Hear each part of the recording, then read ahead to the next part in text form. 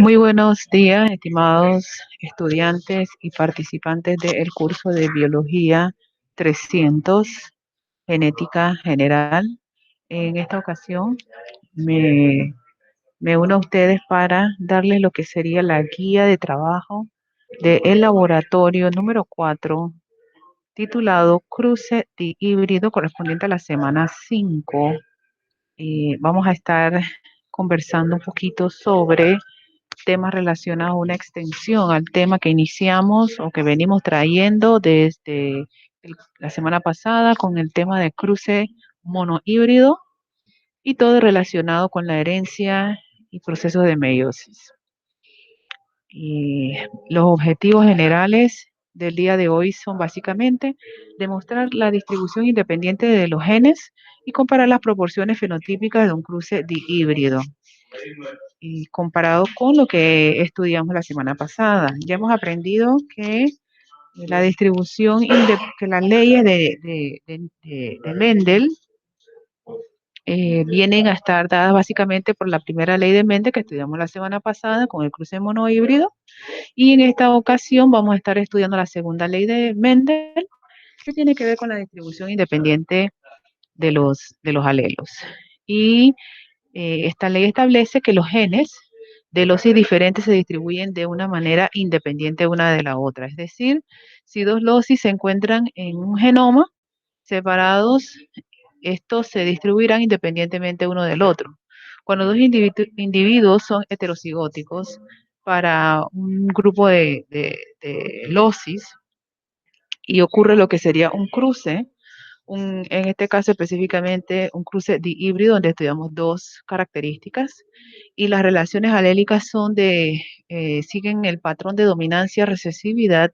La proporción fenotípica, es decir, cómo se van a ver los organismos o la descendencia, estará dado por una proporción de 9 a 3 a 3 a 1. Es decir, de cada 16 individuos producidos habrá una relación donde 9 manifestarán ambas características en su forma dominante, mientras que 3 la van a presentar en un solo carácter dominante, otros 3 van a presentar el otro carácter dominante y una proporción expresará lo que son los dos caracteres recesivos. Vamos a ver entonces que los materiales que estaremos utilizando para esta ocasión son muy similares a los materiales que se utilizan en la experiencia de laboratorio anterior o también inclusive laboratorio presencial, y son listados aquí solo por propósito educativo, pero sabemos que vamos a estar haciendo estos cruces de una forma virtual. Y vemos entonces que los materiales incluidos son los mutantes que vamos a estudiar de la drosófila, los frascos con medios de cultivo, el algodón, el éter para tranquilizar o dormir a las moscas, las placas Petri donde van a estar para su mejor observación y estudio, los pinceles para poder manipular y movilizar a las moscas que están dormidas o anestesiadas, y una lupa o estereoscopio para poder visualizar. Eh, Vamos a seguir entonces con un sistema de proceso parecido al que se hace presencialmente, en el cual colocamos, en este caso, una de las hembras con ojos sepia, con 5 machos, perdón, una de las hembras con ojos sepia, con un macho de ojos rojos y de cuerpo negro.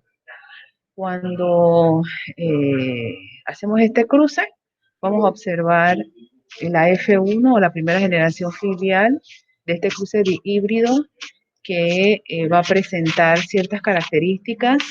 La característica observada va a ser la dominante en su versión fenotípica, donde la característica dominante va a enmascarar totalmente la característica recesiva, y veremos entonces que la primera generación filial va a tener un solo patrón de característica. Luego vamos a hacer un cruce, en este caso ese sería un cruce de híbrido. Ese cruce de híbrido utilizaría entonces a los miembros de la generación filial 1 y las recombinaría para producir la generación filial 2. Esta generación filial y esta información se va a anotar en el cuadro 1 y 2 que vamos a estar trabajando para luego confirmar las proporciones fenotípicas mediante un cuadro de chi o un test de chi cuadrado. Van a tener lo que es un video que los introduce a- al tema. Es un video básico sobre la herencia mendeliana, hablando específicamente sobre la segunda ley de distribución independiente, que es la relacionada con los cruces de híbridos, y donde se muestran las características y las proporciones de este tipo de cruces. Y también tienen otro video corto donde les enseña cómo hacer el cuadro de Pune para las características de híbridas. También vamos a ver otra imagen donde voy a compartir pantalla para que puedan visualizar lo que estoy viendo mientras que presento. Me permiten. Les estaba diciendo que lo primero que van a ver después de los procedimientos es un video que expresa la herencia mendeliana y los cruces de híbridos. Van a tener ese primer video donde se habla de estos temas básicos, con fundamento teórico, y luego procedemos con el segundo video que nos enseña cómo llenar el cuadro de Punnett para que nos salga correctamente y podamos ver la frecuencia alélica. Como pueden ver, aquí tenemos 10, para un cuadro de híbrido o para un cruce de híbrido vamos a tener 16 espacios para la generación filial 2. Y esto se da porque mientras vamos agregando una característica o un loce adicional, la característica o el número de las proporciones va a estar dado por una fórmula sencilla donde el número de alelo, el número de gametos producidos, el número de gametos producidos se levanta al cuadrado o se eleva al cuadrado. Es decir, cuando estudiamos las características monohíbridas, vimos que el cuadro de Punnett producido tenía solamente 4 espacios para la generación filial 2. O sea que el cuadro de Punnett era sencillo de 4 espacios. Eso se daba porque eran 2 alelos los que estábamos estudiando, y al elevar 2 al cuadrado tenemos 2 elevado a la 2, da 4, y por ende tenemos 4 espacios. Al trabajar con 2 características, entonces lo que tenemos es la producción de 4 gametos. Esos 4 gametos, ese número 4 se eleva al cuadrado, y es así como producimos 16 cuadritos para hacerlas y luego contabilizar las proporciones y organizarlas fenotípicamente. Y así sucesivamente, si estamos estudiando 3 características, un cruce trihíbrido que vamos a estar, bueno, no vamos a estar viéndolo en este capítulo, en este momento, pero igualmente se producirían entonces 6 gametos, de los cuales 6 gametos diferentes, de los cuales se elevaría al cuadrado, y así sucesivamente vamos a ver que esa es la manera en que vamos a poder calcular la cantidad de proporciones o cuadros que va a tener el cuadro de Punnett dependiendo de la cantidad de características que estemos analizando. Entonces vamos a proceder a ver un ejemplo del cruce de híbrido para que les quede visualmente que si yo tengo dos características, que en este caso el parental, la P de parental, tiene la característica dominante para el locus o el loci A y el loci B. Son 2 características que están estudiando, y en esta ocasión están expresadas ambas en su forma dominante. O sea que este es un homocigótico dominante y está siendo cruzado con un parental que es un homocigótico recesivo, es decir, tiene las 2 características en su forma recesiva. Para la forma de la semilla, este es el experimento de Mendel y la forma de la semilla. Para la forma de la semilla, este parental tiene ambas características dominantes, que es el color de la semilla es amarillo, que es la característica dominante, y la forma de la semilla es redonda. Mientras que para el parental, el otro parental, el color recesivo es el verde y la forma recesiva es rugosa. Entonces, esta presenta la característica en su versión homocigótica recesiva, que es la única manera en que esta se expresa fenotípicamente, porque de lo contrario, al ser heterocigótica, va a expresar la característica dominante y tendría esta forma a pesar de que sea heterocigótica.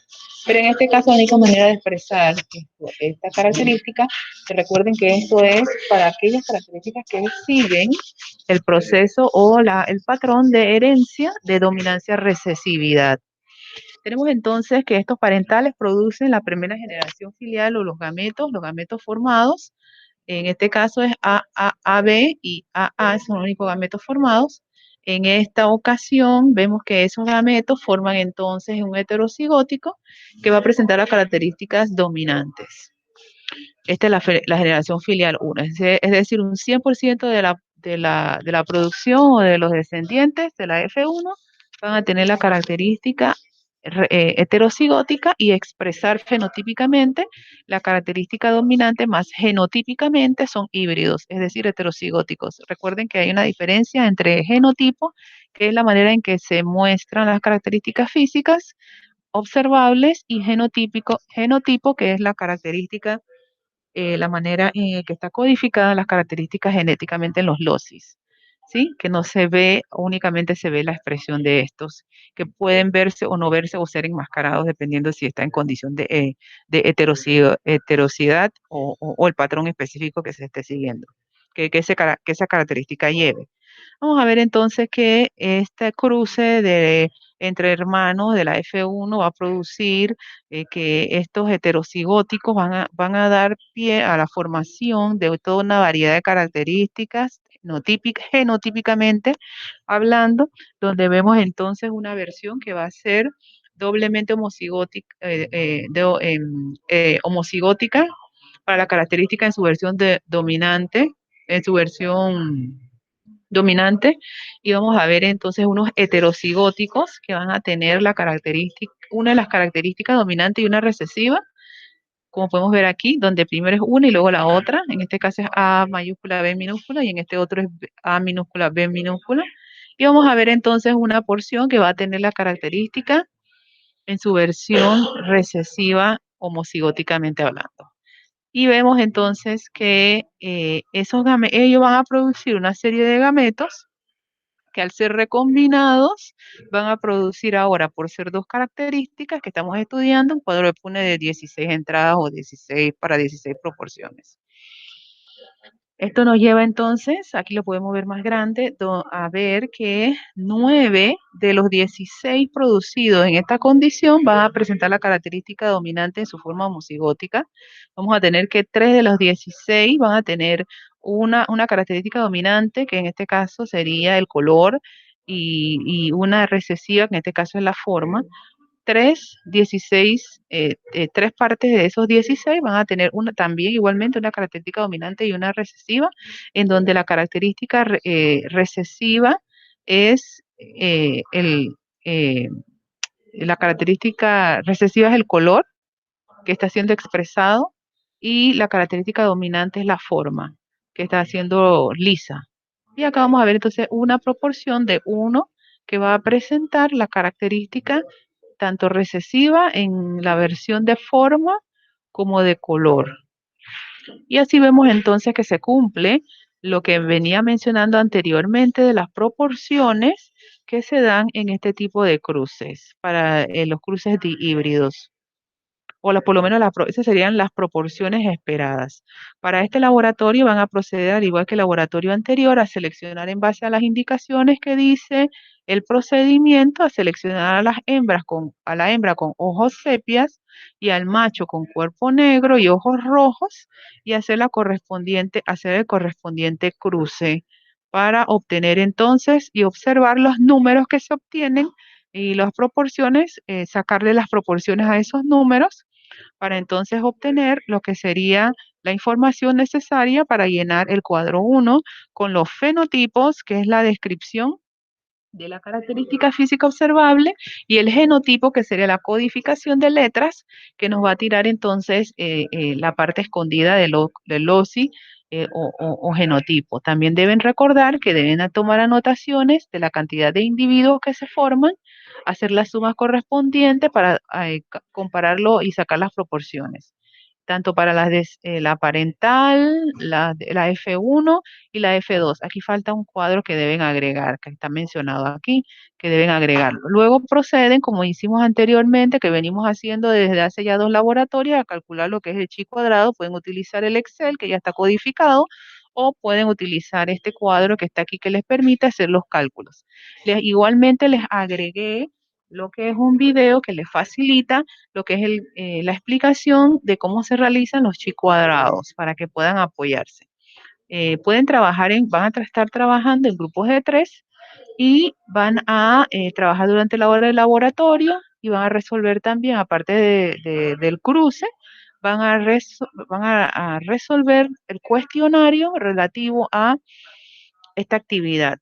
Van a crear lo que es un documento compartido para poder en grupo crear lo que son las actividades.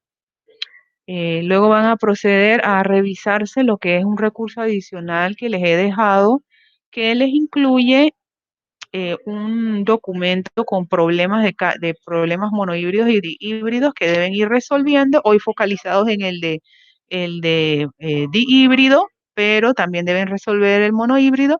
También les dejé un enlace a una página muy interesante sobre la genética mendeliana y les dejé también un PDF bastante completo sobre monohíbrido y dihíbrido, que sería el caso específico de las drosófilas. Vamos a echarle un vistazo a este documento para que vean de lo que les estoy hablando.